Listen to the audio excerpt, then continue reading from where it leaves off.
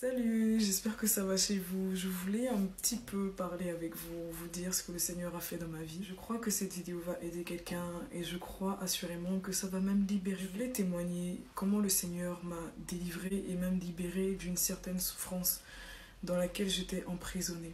Tout a commencé depuis l'âge de 14 ans. J'étais une personne, je ne m'aimais pas du tout. J'avais du dégoût pour ma personne.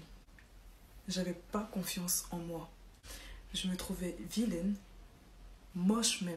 Je me trouvais moche. J'aimais pas mon teint, j'aimais pas mon visage, j'aimais pas mon corps, j'aimais pas ma voix. Vraiment, je me trouvais vilaine. Je me trouvais pas intelligente. Je trouvais que je n'avais aucune importance en fait. Je trouvais que je n'avais vraiment aucune importance, aucune valeur. Elle enseigne que j'avais besoin de l'amour des autres pour vivre. J'avais besoin du regard des autres pour vivre. Le regard positif pour vivre.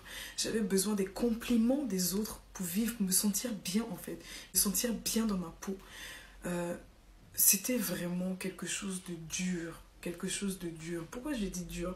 Parce que dans la journée, si j'avais pas eu un compliment ou même un regard positif sur ma personne, je me sentais pas bien. Je me sentais pas en vie en fait. Je vous assure que c'est vrai. Je me sentais pas en vie, je me sentais pas bien.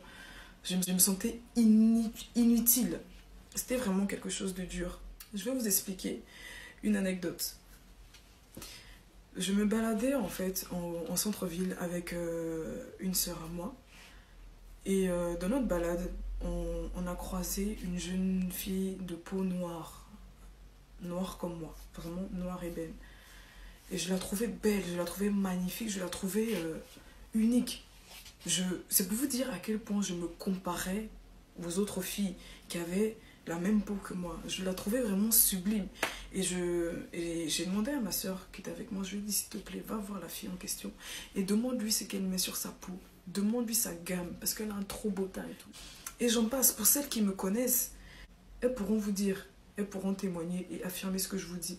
Il y a certaines même qui sont dans mon Facebook où j'ai demandé qu'est-ce que tu mets sur ta peau et tout, ta peau est trop belle, tout ça. Et un jour, comment le Seigneur a commencé par me guérir un peu.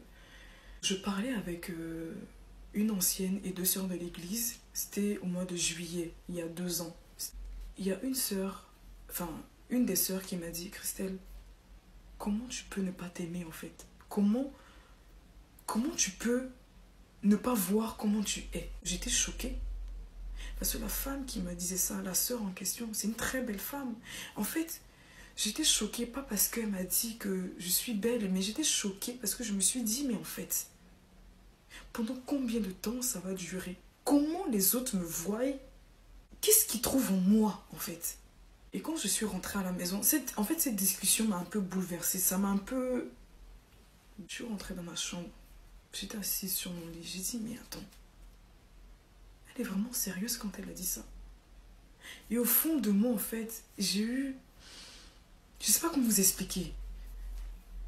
Quelque chose s'est passé au fond de moi. Je me suis mise à genoux. J'ai commencé à pleurer. Et j'ai crié à l'Éternel. Voilà ce que j'ai dit au Seigneur dans la prière. Père, je crie à toi. Donne-moi de me voir comme toi tu me vois. Donne-moi de m'aimer comme toi tu m'aimes.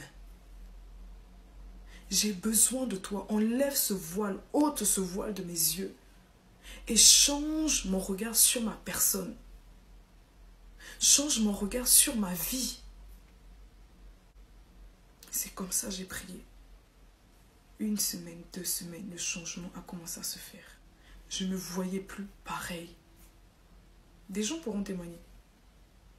Des gens pourront témoigner du changement que ça a eu. Je souris parce que aujourd'hui tu peux me dire waouh Christelle, tu es magnifique. Mais limite j'ai envie de te dire mais je sais, merci. Mais non, mais je ne dis pas ça, mais c'est pour vous dire que le Seigneur m'a rempli d'une confiance, d'une assurance. Il m'a donné son assurance, il m'a donné son amour. Et je voudrais dire à une personne qui passe par ce genre de moment, je voudrais te dire que tu es unique en ton genre. Il n'y a pas deux comme toi. Aime-toi comme tu es. Le Seigneur dit dans sa parole, je ne sais pas si tu es chrétien ou tu ne l'es pas, mais je veux te dire que le Seigneur dit dans sa parole que, dans Psaume 8, verset 2, je crois bien, qu'il nous a créés de peu inférieurs à lui. Est-ce que tu te rends compte de ce qui est dit dans ce verset? Tu as été créé de peu inférieur à l'Éternel. C'est-à-dire que tu es une personne majestueuse. Tu es une personne qui a de la valeur. Tu es une personne importante. Les pensées qui trottent dans ta tête, te disant que tu n'as aucune valeur, que tu es inutile, c'est du n'importe quoi, c'est un mensonge. Change ta façon de te voir. Aime-toi. N'attends pas l'amour des autres pour vivre. L'amour des hommes dure qu'un temps. Moi, ce qui m'a libérée, c'est que je me suis rapprochée du trône de Dieu avec assurance. J'ai crié à lui. J'ai prié Jésus-Christ de Nazareth. Il m'a libérée.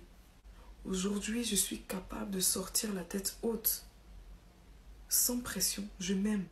Je sais qu'il y a plus joli que moi. Je sais qu'il y a moins joli que moi. Mais je sais une seule chose, que je suis unique en fait. Et ne laisse personne te faire croire le contraire. Tu as de la valeur. Tu as de la valeur. Voilà mon petit témoignage. Restez bénis. À bientôt.